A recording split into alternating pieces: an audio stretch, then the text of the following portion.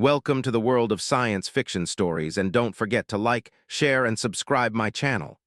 Enjoy the listening. A cry for help, and humanity answered with fire and fury. The Silent Watchers. The message had traveled through the void for 37 galactic cycles, a desperate plea riding electromagnetic waves across the star-strewn darkness, encoded in simple binary, the universal language of mathematics. Help us, our world is dying, please anyone. The Kavari of Taeli's 7 had once been a thriving civilization.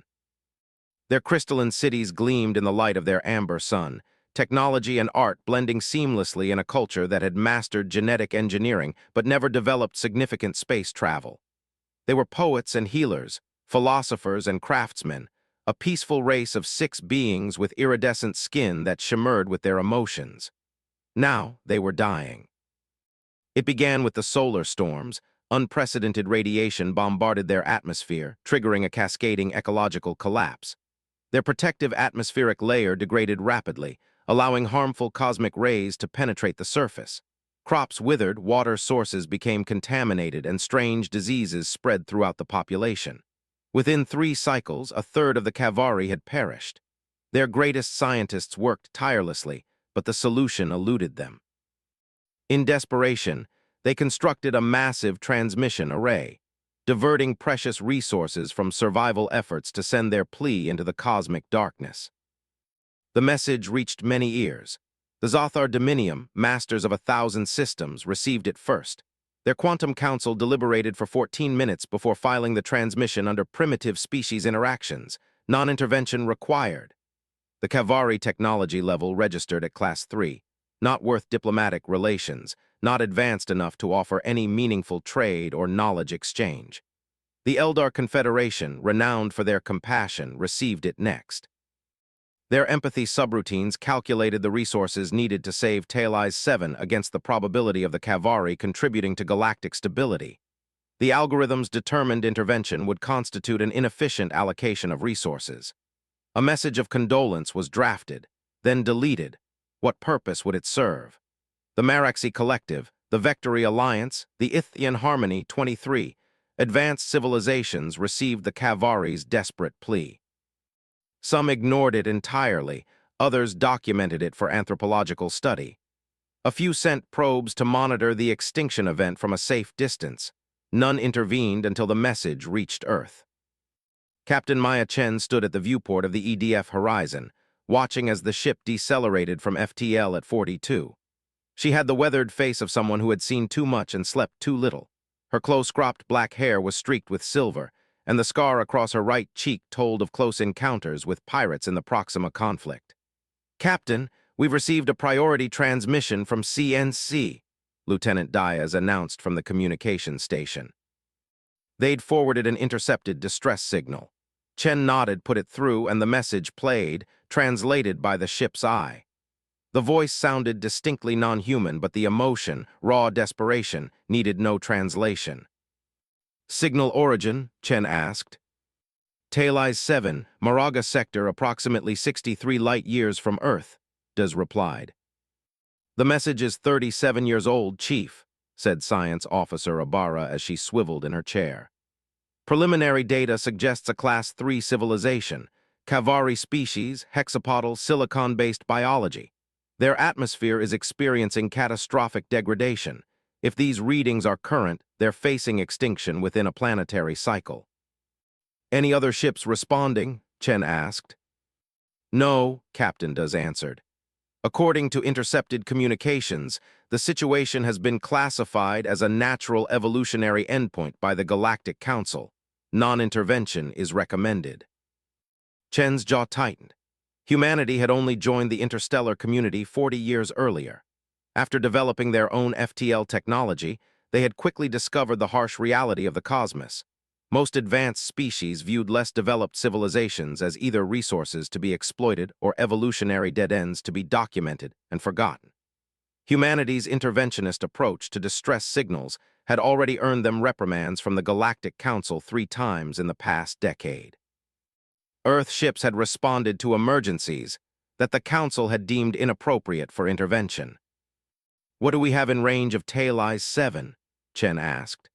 The medical frigate Asclepius is conducting exercises in the Maraga sector, and Strategic Officer Lang reported 2 research vessels as well.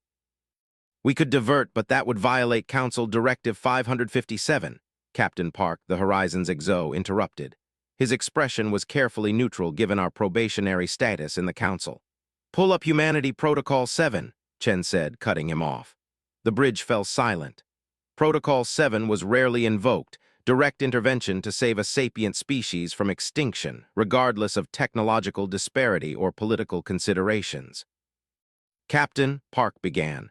I know what they forbidden, Chen replied, and I know what I can live with. Set course for Tailey's 7 at maximum speed.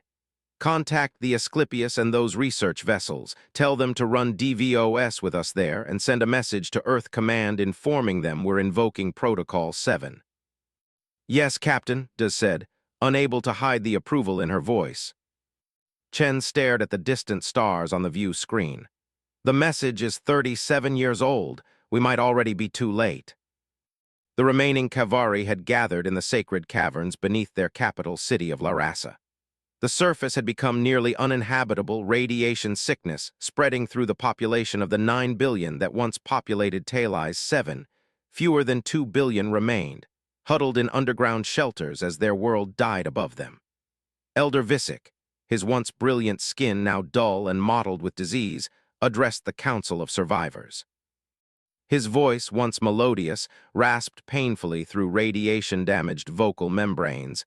The atmospheric degradation has accelerated. The protective shields we erected over the northern continent have failed. We have perhaps one more cycle. Before the cavern trembled, dust rained from the ceiling. The Kavari looked up in alarm. Surface bombardment, asked Counselor Narava, her 4 primary eyes blinking rapidly in fear. No, said Chief Scientist Kahlo, studying his instruments. Something is entering our atmosphere, multiple objects, controlled descent. Hope long suppressed flickered dangerously. The signal has, someone answered. Nurata whispered, and Visick silenced her with a gesture. Hope is more dangerous than despair. They had sent their plea into the void decades ago, and the silence had been absolute. Prepare defense protocols, he ordered. It may be scavengers coming to harvest what remains of our world. The communications array, maintained despite its drain on resources, suddenly activated a signal directed precisely at their underground refuge. People of Tailey's 7, this is Captain Maya Chen of the Earth Defense Fleet Vessel Horizon. We received your distress call. We've come to help. The cavern erupted in confusion, disbelief, and that dangerous spark of hope. What species is Earth? Counselor Nurava demanded. They are not listed in our galactic registry. Kahlo checked his ancient database. Humans, he said finally. A newly space-faring species, Bipple carbon-based, they only achieved FTL capabilities 36 cycles ago. Why would such a young species answer a call that the elder races ignored? Visick wondered. The answer came 3 hours later when the surface teams returned, accompanied by the first humans ever to set foot on Tailey's 7. They were smaller than the Kavari had expected, soft, almost-looking creatures with only 2 arms and 2 legs, covered in protective suits. Their faces, visible through transparent helmets, displayed a disconcerting variety of colors and structures, though all shared the same basic features. Captain Chen removed her helmet when the atmospheric readings confirmed it was safe in the cavern. The Kavari murmured in surprise at the gesture of vulnerability. Elder Visick, she said, bowing slightly in the manner her Senna cultural officer had advised. We've conducted initial surveys of your world. The situation is grave but not hopeless. Why, Visick asked. Simply, why would you come when no others would? Chen's expression softened. Because you asked for help, she said as if it were the most obvious thing in the universe. The Kavari didn't understand, not yet. They couldn't comprehend that they had just encountered the most dangerous beings in the galaxy, not because of their weapons or technology, but because of something far more powerful. Their unbreakable will to stand against the darkness and their refusal to look away when others suffered. The humans had arrived, the hand of humanity. The Kavari did not trust easily. Generations of isolation had bred caution, and their recent suffering had deepened it into something closer to paranoia. Still, desperation has its own logic. When the humans offered help, the Kavari accepted, though they watched these strange aliens with weary eyes.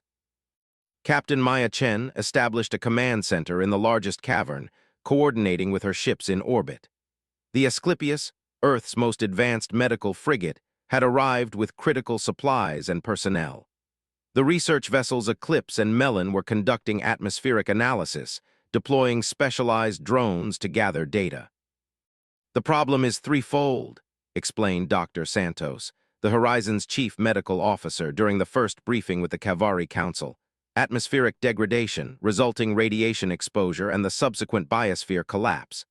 The holographic display showed Talai's 7's atmosphere, once a vibrant swirl of amber and blue, now thinning and discolored. Angry red patches indicated the worst damage. "Can it be repaired?" Elder Visick, his 4 primary eyes fixed on the doctor, asked. "Yes," said Dr. Ibarra, stepping forward. The science officer's dark skin glistened with perspiration in the cavern's humid air. "But we need to understand what caused this. These patterns aren't consistent with natural solar radiation." Chief Scientist Caldo hesitated, then spoke. "We believe our attempts to expand our civilization accelerated the damage. Our energy matrix tapped directly into the planet's magnetic core. We didn't realize it was destabilizing our magnetic shield until it was too late, a technological miscalculation." Chen nodded. "We've made similar mistakes. The Earth's ozone layer was nearly destroyed before we understood what we were doing." "You survived such a catastrophe?" Counselor Nurava asked, her iridescent skin pulsing with surprise. "Humans have survived many self-inflicted disasters." Chen replied with a grim smile, "We're stubborn that way." The planning proceeded rapidly after that.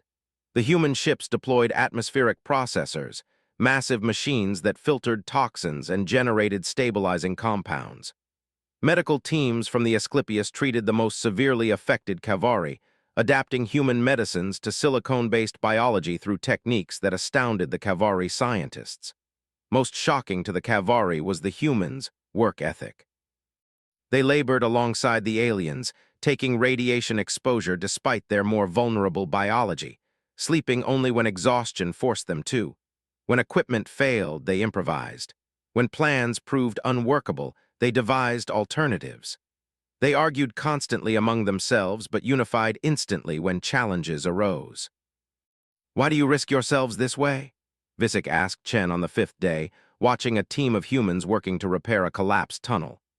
Their faces, streaked with sweat and dirt, showed that their protective suits couldn't block all radiation.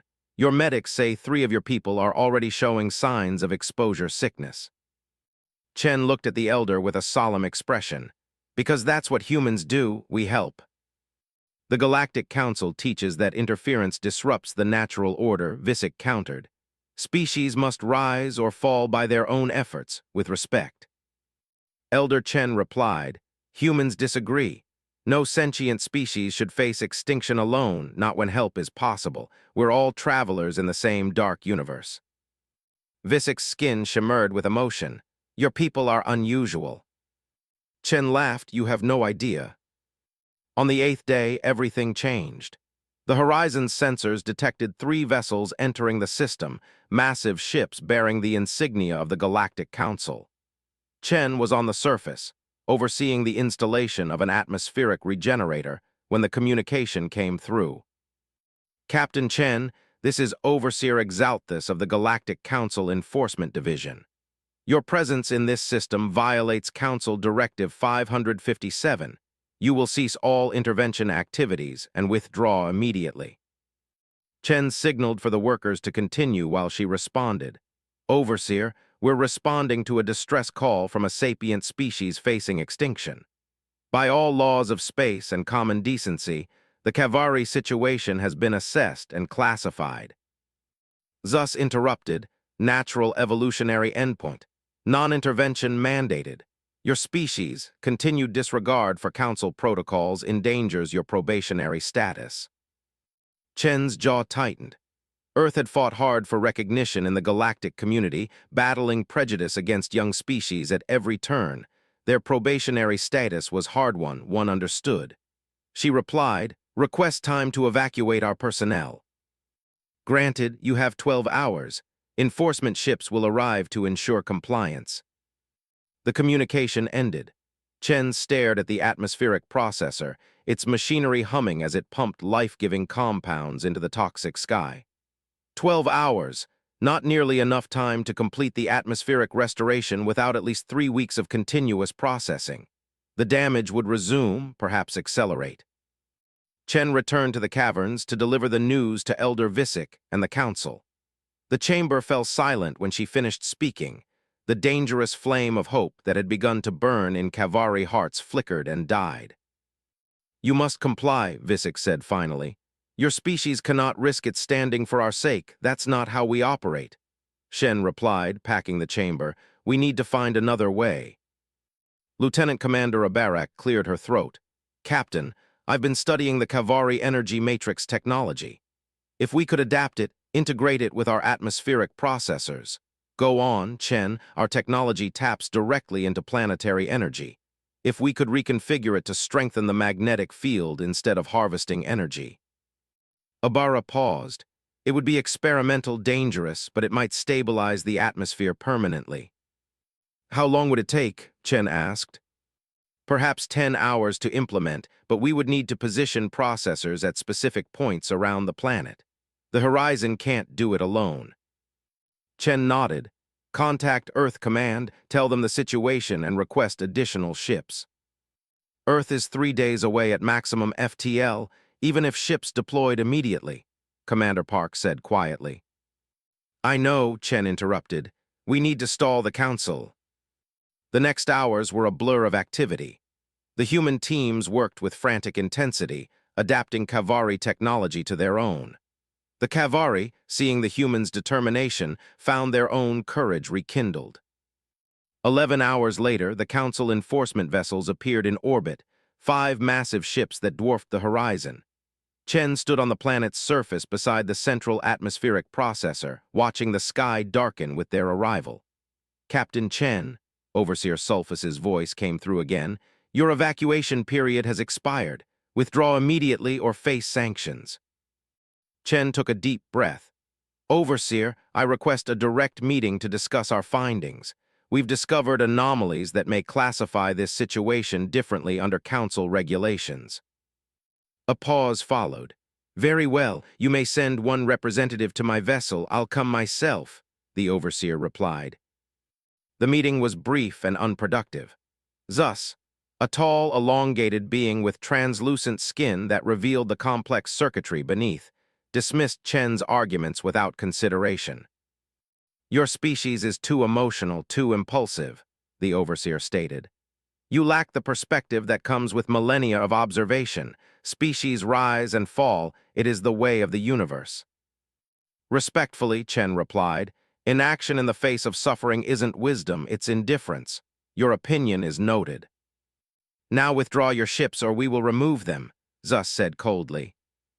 Chen returned to the horizon to find Commander Park waiting with unexpected news. "Captain, we're picking up multiple FTL signatures at the system's edge. Council reinforcements." Chen asked no. Park said with a rare smile crossing his features, "They're ours." The view screen activated to show 12 Earth vessels dropping out of FTL, a hodgepodge fleet of research ships, medical frigates, transport vessels, and a single heavy cruiser. "Captain Chin came, a familiar voice. Admiral Okafor sends his regards," someone said. "Something about you being a troublemaker." Chen laughed in disbelief. "Captain Singh, the Indies wasn't due back from the Century mission for another month." "We heard you were throwing a party," Singh replied. "Brought some friends. Now what's this about the Council telling humanity what we can and cannot do?" The next hours witnessed a delicate dance of diplomacy and defiance. The Earthships positioned themselves throughout the Talai system, ostensibly conducting scientific surveys while covertly deploying Eber's modified processors at strategic points around the planet. Overseer Exalthus issued threats, then ultimatums. The Council ships moved into blockade formation. For a tense moment, it seemed conflict was inevitable. Then something unexpected happened. The Cavalry, led by Elder Visick himself, sent a transmission to the Council ships. They had accessed ancient records, evidence that their world had been visited by Council species centuries earlier. The visitors had conducted experiments, then departed. "Our atmospheric degradation," Visick declared, his voice stronger than it had been in years, "was triggered by residual effects of technology left behind by Council explorers.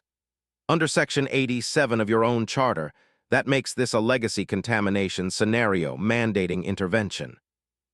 Silence followed while the Council ships held position, presumably as Zus consulted with superior authorities. "He's bluffing," Commander Park whispered to Chen on the Horizon's bridge. "They didn't find any such evidence," Chen agreed. "But the Council can't prove they didn't visit this world centuries ago. Their record-keeping from that era is deliberately obscure. They'd have to open their archives to investigation." 3 hours later, the Council ships withdrew to the edge of the system. Their final message was terse. "The situation will be investigated. Continued human presence is authorized pending review." It was enough.